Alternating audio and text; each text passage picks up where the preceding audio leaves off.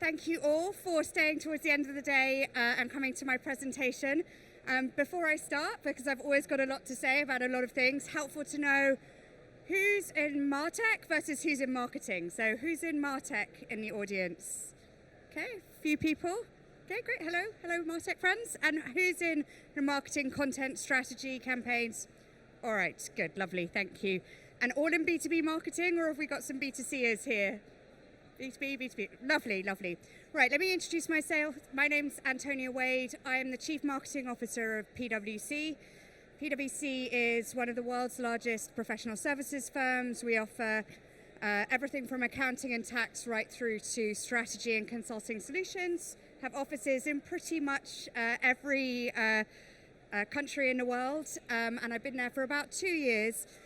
Before that, I was at a brilliant professional services firm called Capita, of which there are some of my old colleagues here today, so nice to see you.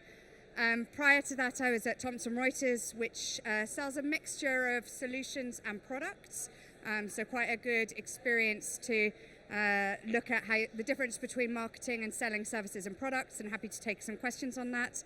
And before that, I spent 10 years in Accenture, which is another large professional services firm. So plenty of experience in B2B. And really, I would say through a very interesting and changeable time in B2B marketing. Some of you might remember the days of golf days and goodie bags, make me a brochure and a PowerPoint, please, marketing, right through to where we are today, where for the most enlightened companies, I think that we're at the forefront of driving new revenue streams and growth. So I'm going to talk to you a little bit about some of the topics that I cover in my book today, and I'm going to talk a little bit about some of the trends and themes in B2B marketing, some of the things that I believe are holding us back, some of the opportunities for us to be able to work differently, and some of the ways in which we might need to challenge our traditional way of thinking things in order to move our businesses forward. I will leave time for questions, happy to take questions on anything, and I will definitely pick up some stuff about tech and data as it's helpful along the way. All right, hopefully that's why everyone was here. No one's leaving, so I'm hoping that's why people were generally here today. One of my old colleagues said to me, when did you get time to write the book? So I'll just give you a few minutes on that. I had a few months off between my last job and this job, 3 months. My husband said, please don't just sit around the house with nothing to do because we will get divorced. So that was where the book came from. And I really hoped in the book to be able to distill quite a lot of thoughts that I'd had, things that I'd learned from some of the brilliant people that I've worked with, some of the brilliant companies that I've worked in, and provide something that I hope is a helpful guide to people at whatever stage they're at in their B2B career journey. So hopefully for those of you that have had a chance to look at the book, you found that, and for those of you who haven't, there might be some new ideas and new ways of thinking in there that you might find helpful. Okay, so we'll just start off with a little bit of stats here. I won't pick on you to guess what these represent. 12 is the average number of buyers involved in any large technology, transformation, strategy decision at the moment. So when we look in professional services, you're looking at up to 12 buyers. That's up from about 5 to 7 4 years ago. And what you see is the tech exec is involved in almost every decision. So when I first started in professional services, it was the CFO. Now you see the tech exec being involved in absolutely everything. So the range of people that you need to communicate with as a B2B marketer using all of the technology and content that you have has expanded quite a lot. And their level of interest and engagement in the topic that they are forming a buying group around is also quite varied. So we see a rise in number of people involved in every decision. The second statistic, 57, this is actually from a couple of years ago. Gartner looked at how far down the decision-making cycle is a buyer, typical buyer in B2B, before they engage with anyone in sales. So they're well over halfway through their decisioning before they pick up the phone to the sales organization. And for those of you that have been in B2B marketing for a while, really might have recognized this shift in B2B marketing as a server of the sales function to suddenly B2B marketing really driving the experience well ahead of them speaking to sales. 45% of B2B buyers are between the ages of 24 and 36, so you are appealing to a much younger demographic than traditionally we have in the past, which of course affects the channels you're using and the channels that they prefer to be communicated through. And 75% of people who are buying B2B services expect to receive messages that are highly relevant to them at an individual level, at an organizational level, and for the role that they're playing in the buying process. So we have a pretty tough job in B2B marketing because we're trying to communicate across those three dimensions, sometimes over several years. Certainly in PwC, Accenture, Capita, some of these things can take 2, 3, 4 years to actually close. So you're communicating over a long period of time across a range of different channels, and you're expected to meet the buyer where they are in terms of making things highly relevant to them. And I don't dare ask who's had an increase in budget to accommodate that change, but I'm willing to suggest that not many people would be putting their hands up. And so here are some of the things that are holding us back. Firstly, often the sales cycle of your business is out of sync with the financial revenue cycle of your business. So, for example, when I was at Thomson Reuters, we would be looking every month and every quarter at the impact of marketing on sales. However, some of the things that we were selling could take up to 2 to 3 years to sell. So it's very hard for you to be able to justify the return on investment in such a small period of time. And of course, it's a very attractive pool of money for finance to come after if they feel like they want to claw back and put it into redistributing into something else. So this misalignment between the sales cycle and the marketing cycle ahead of the sales cycle, I should say, and the typical finance cycles of the business is quite challenging for B2B marketers.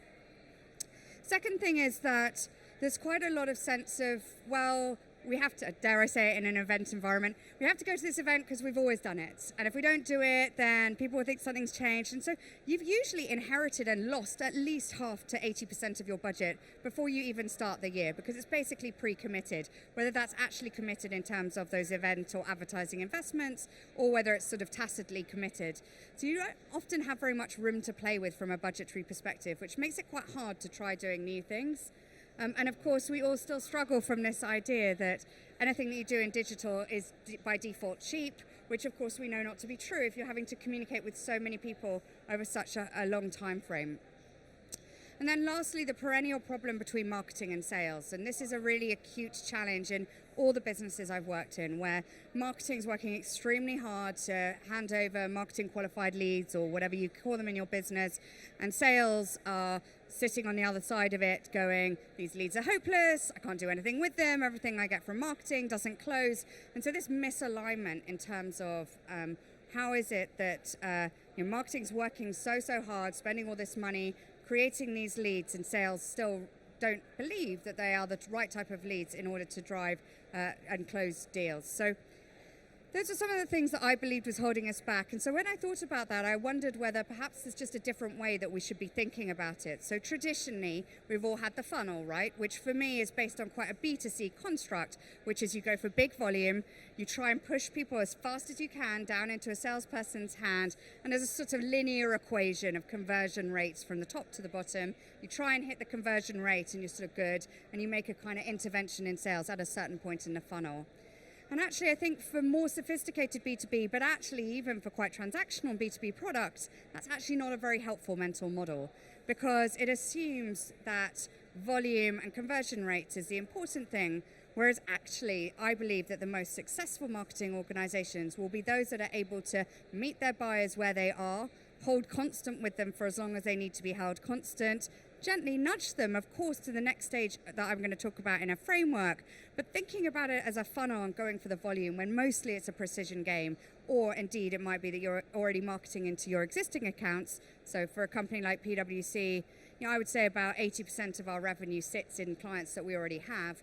It's not actually a very helpful mental model to be thinking about this kind of constant demand generation, acquisition of new interest, and conversion into sales. So the way that I tried to think about it was, what is it that the buyers actually need? They have informational needs as they are going through their buying process. And this is typically how it works. And buyers will enter either at stage 1 or stage 3 of this. And I'll explain it and then I'll tell you why I think they enter at 1 or 3. So when it's a large transformative technology consulting type deal, or where it's going to make a big difference to the way in which your client or customer operates and conducts business, often they spend quite a lot of time looking at what is happening in the world? What are some of the opportunities that we might have to create new markets? What are some of the challenges we might have, for example, climate and supply chain? And how should we be thinking about that? Is it even important? So they're going through this period where they are looking for ideas and opinions with no real problem to solve. They just know that they want to kind of try and source ideas to try and figure out in size and scope whether indeed this is something that they could turn into an opportunity or something that should be challenging for their business. At a certain point, they sort of decide that yes, it is, and we probably do need to do something. And typically then they will share it at a board level with another board member and ask them to start to think about, well, how might this affect our business? Can we ring fence it into something that feels like a high level business case? Can we scope out the problem that we might need to be solving now or in the future? And they sort of go into what I call an explorer mode. So they're not in the market kind of broadly looking for ideas. They have a bit more of a targeted point of view about what it is they're trying to do, but they're still formulating the problem that they're trying to solve for. Then they move into a hunter phase where they've decided that they have a problem, they need to do something about it, and they're actually building a business case and really looking for information, proof points. They're trying to make a case. And having been in the receiving end of, for example, buying marketing technology, it could take you quite a long time to build the case, make the case, get all the sign-off, get all the funding. So at this point, you're in a process of really looking to refine your business case so that you can make that case to the board that you need to do something. At the point at which your funding's released or the project's signed off, you're then actively buying, and typically you see people coming into the market looking to shortlist from a selection of vendors in order to make an active purchase. They are also potentially, you might be in a bid situation where you're going in, or they're demos, but they're actually looking for specific small selection of you and your competitors because they're going to make a choice and they're going to definitely buy something.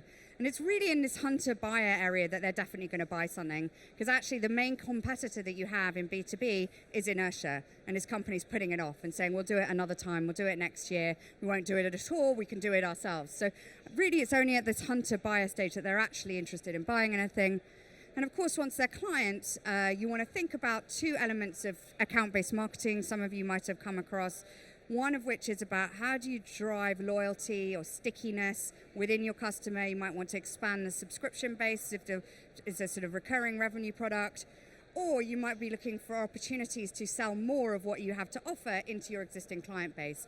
Slightly different thing you're going to be doing with marketing depending on the outcome you want to achieve. You obviously have a huge market within your existing client base. And typically, if you have a well-defined problem already, so if I look at my business, PwC, for example, if you want to buy a tax return or an audit, you kind of have a pretty good idea about what you want to buy. In fact, it's regulatory required. And so you're kind of coming in at the hunter stage. You know what you want to buy. You're shortlisting companies. When I think about the buyers in our business who are looking at buying strategic consulting, sort of modeling around AI, they're much more at the early stage. They're trying to figure out, what do we actually have to do? Do we need to think about our supply chains differently because of climate? How do we think about the impact of AI on our business, apart from taking out productivity? So they're kind of coming in at a different level. So as marketers, we need to meet them where they are. And what you typically find, if you haven't been able to think about the buyer like this, is that you'll use the wrong tools for the wrong job, and I'll come on to that in a minute. At the Horizon Scanner, you want to keep it strategic. They're not going to come to your company to look for information. You're probably, and I'm going to talk about content and channels throughout all of this, they're probably going to go to a third party. And in fact, we had some feedback from clients recently that said, we actually don't like going directly to consultants or vendors at this point in the process because we feel like we're incurring a debt of obligation. If we ask you for a point of view for this, you'll be chasing us then to come and have another conversation with you about it. We'd rather learn about it through going to an event, through our analyst community, through the communities of interest that we belong to. So you're keeping your content at a strategic level, you're trying to create a bit of an imperative to act, but you're doing it through channels that you probably don't own. Once they are in the explorer phase, you really want to try and position the scope and scale of the challenge that they're going to face in order to try and put it into their minds that they can't do it themselves. So I talked to you just now about inertia or people feeling like they can do it themselves. And typically, if that's your biggest competition, you do need to convince people that they might need a partner. And that's why you're using case studies and other things. This is where client credentials can also become quite helpful. But again, you're still probably looking at it at a thought leadership level as opposed to a sort of sales pitch level. once they're actually looking for services, and so if you think about this as a web experience, once they're on your products page, you need to compete. And it's always quite interesting to me when I look at B2B marketing, quite often that part of our conversation is actually not that competitive. And yet this is the point at which you really, really need to compete. They've decided they want to do something, they've got money, they've got the business case, and they are ranking you one-to-one against your competitors. So knowing what makes you different and special matters a lot when it comes to Hunter. When you're an active buyer, typically that can involve supporting sales, supporting bids, creating demos. You also might want to be thinking about who else is in that group of 12. You might have direct relationships with some of that panel, you might not with others. So how are you thinking about how you're marketing to them to make sure that you're top of mind? And then once you're in a client phase, you're looking to either drive loyalty and increase share of wallet. And I've spent a bit of time on this, not just because this is sort of the spine of the book, if you will, but typically what I have found in the past, particularly when I've been in organizations that have not been particularly mature, marketing savvy organizations, is you use the wrong content and channels for the wrong job. So you will find, for example, people creating a huge amount of thought leadership where really they ought to be focusing on how they differentiate from their competitive at a Hunter level.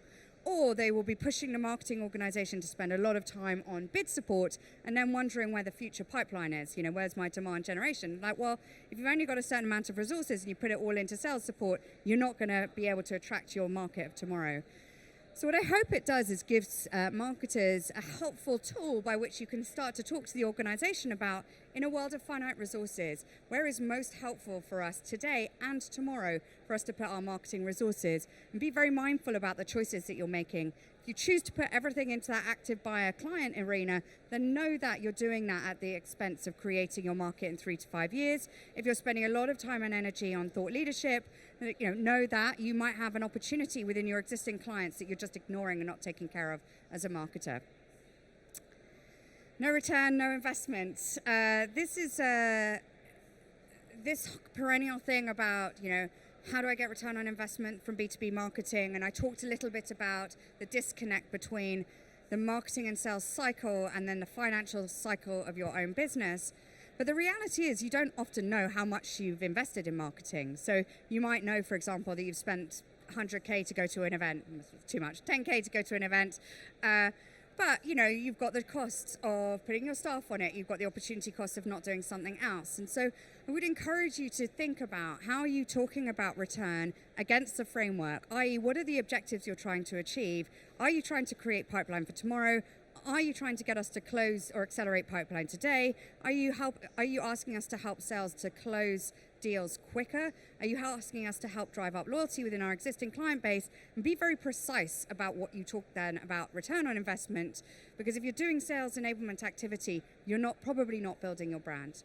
So I think, or certainly not building your brand with a new market. So being really specific about that, and I think as B2B marketers, we get forced into a trap of quite a narrow frame of reference around return on investment, which is very tied to sales conversion. That's not actually very helpful if you're a business that's looking to create new market in future years. So I say that as a kind of cautionary tale as somebody who's been stuck in that cycle myself. And it can be quite challenging, but better to have a more nuanced conversation about what is it that you actually need marketing dollars to do for you. And if you don't need the marketing dollars here, you should be okay about not being held to return on investment at that part and being held somewhere else.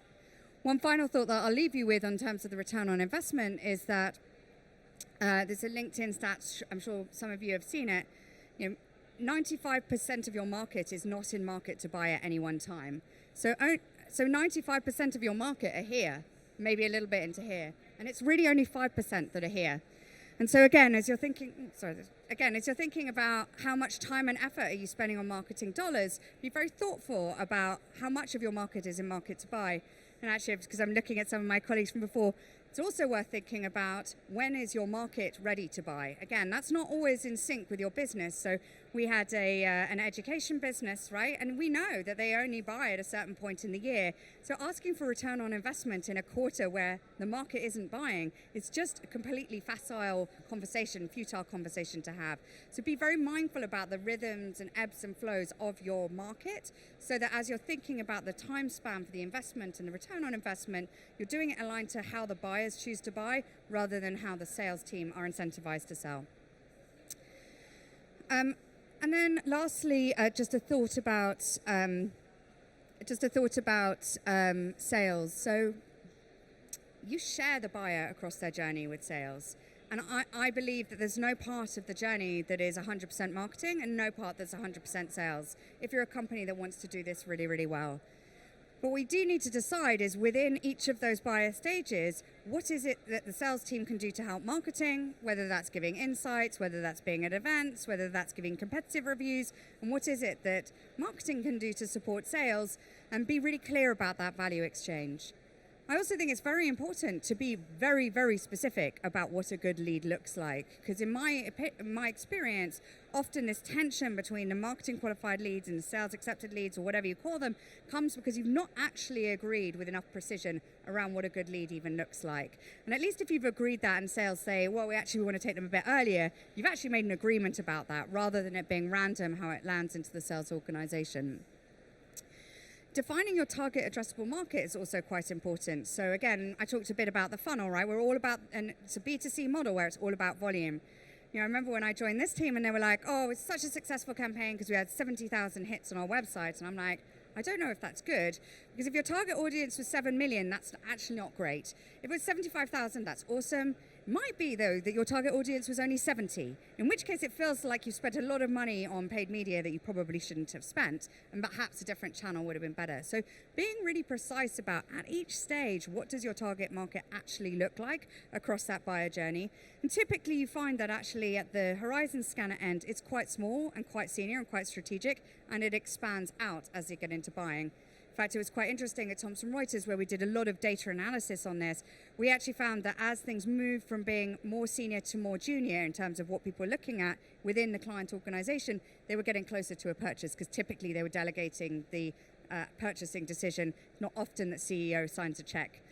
And then getting feedback. You're in this together, and so having the right test and learn mindset, adopting language around course correction, trying to think about how do you engender a culture of feedback in whatever way you can do it, even if it means thinking about compensation differently, because it's only feedback that will help you, because it's not that linear like it is in consumer. And we do know that emotions are high in B2B marketing. We know there are lots of people involved. We know that actually we've often seen that within deal cycle, the people come in and out because people leave companies and people join companies. And so without this constant feedback, you're not going to get it right, and you're not going to be able to support each other when at the end of the day, actually getting marketing investment is good for everybody.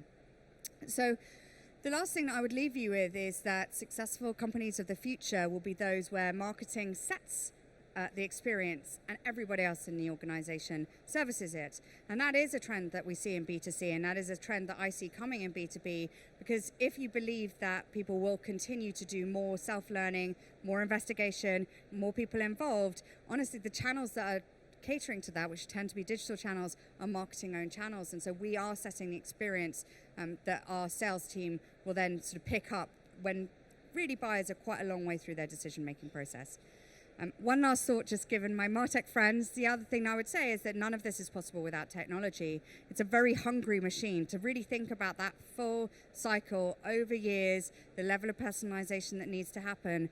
So really also being thoughtful against that buyer journey framework around where have you got data challenges, where have you got data needs, where do you want to be able to look for triggers that somebody's moving from one to another, where do you want to look for changes in your target addressable market so that you can change your content and channels according to where you are in the framework. It's also you're only able to do that with technology. So just as a way of thinking about aligning technology to the framework will help you to make good decisions about which bits of technology you actually need to buy, because there's a lot out there and you don't need it all. Thank you very much. Delighted to answer any questions.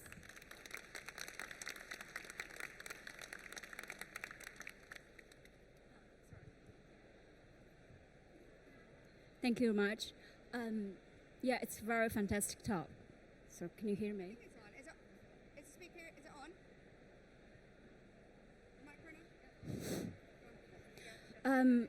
Yeah, my question is, during the buyer journey, because it's kind of the long cycle of the sales funnel from the marketing perspective. And when I look at the customer persona, and especially for the startups in a B2B context, and with the resources constraints, what do you think the data which that they could be able to access whilst without spending too much money, that still can achieve relatively the effective, the quality of the data to decide which the key touch points are for them to understand prospects' needs and wants better, and also for them to tailor the web contents accordingly. I will try and answer that as best as I can. Big question. I think that, and I offer some suggestions in the book about how do you think about using digital channels in a really precise way so that you're targeting the right people and bringing them into your web environment. How do you think about creating interactive experiences so you're getting people to give you their data in return for helpful informational insights that they might need? Hopefully this is what you're asking, right? How do you make sure that you've got the right data to fuel the campaign? Yeah. But I do think that what I notice, and it might not be the same in a startup environment, but what I notice is people are loath to be quite precise about who exactly they want to target and how they want to do it, which means that you're wasting spend on mass targeting when you should be doing precision targeting.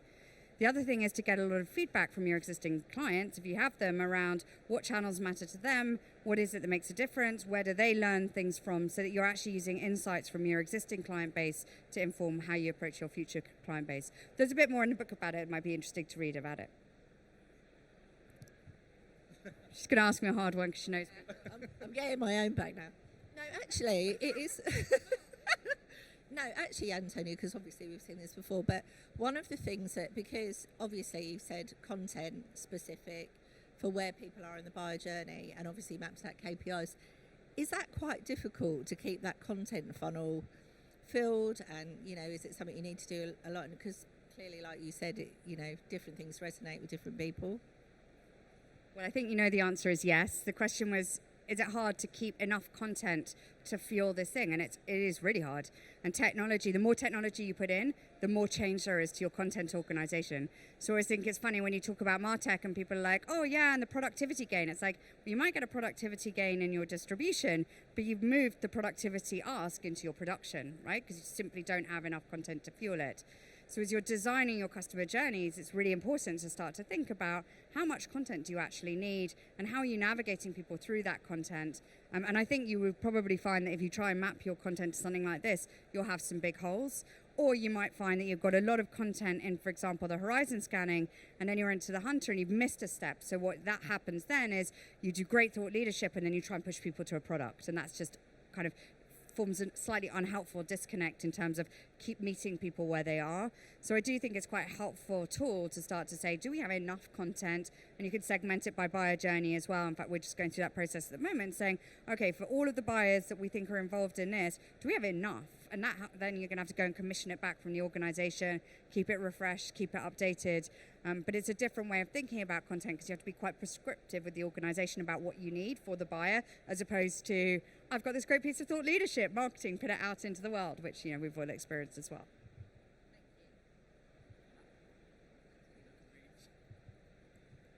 Thank you. Hi, Antonia. It was a brilliant presentation.